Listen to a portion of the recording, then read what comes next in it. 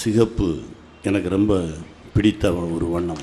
ஏன்னா பேரன்புக்கும் பெருங்கோபத்துக்கும் சொந்தமான ஒரு வண்ணம் சிகப்பு.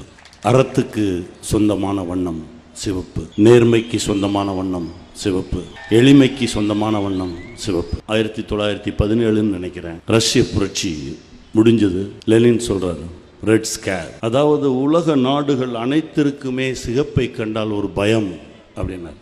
அந்த பயம் இன்னை வரைக்கும் இருக்கு. உலக நாடுகளுக்கு மட்டுமில்லை, ஏழைகளை சுரண்டுபவன், மக்களை சுரண்டுபவன், ஏமாத்தணும் நினைக்கிறவன், இவன் எல்லாருக்குள்ளேயுமே சிகப்பை பார்த்தா ஒரு பயம் இருக்கு. எனக்கும் சிகப்பு வண்ணத்துக்குமான தொடர்பு என்ன?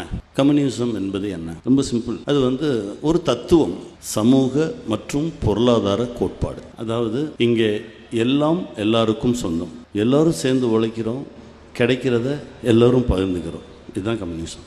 இதனுடைய கோட்பாடு என்ன? கொள்கைகள் என்ன?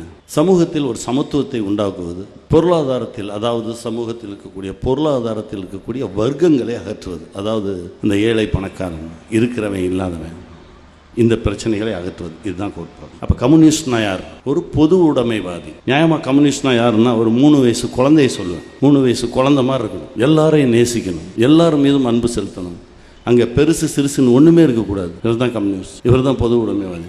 ஒரு பணக்காரன் ஒரு ஏழை அப்படின்னா நம்ம ஏழை பக்கம் தான் நிற்கணும், அவன் தான் கம்யூனிஸ்ட்.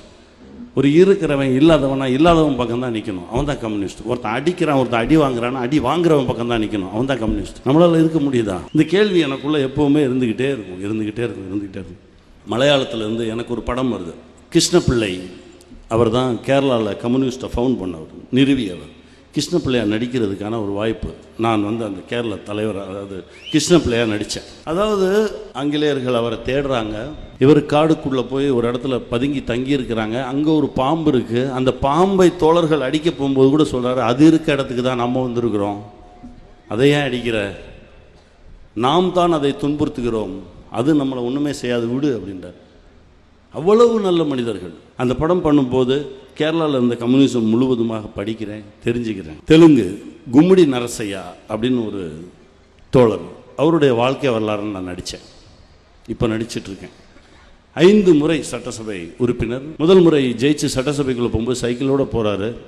இது சட்டசபை உறுப்பினர்கள் வரக்கூடிய பாதை அப்படின்னு சொல்லி அவர் நிறுத்துகிறாங்க. நானும் சட்டசபை உறுப்பினர் தான் அப்படின்னு சொல்லி சைக்கிளோடு உள்ளே போன ஒரு மனிதன். அவரை சந்தித்து பேசும்போது அவ்வளவு எளிமை, அவ்வளவு மனநிறைவான ஒரு வாழ்க்கை.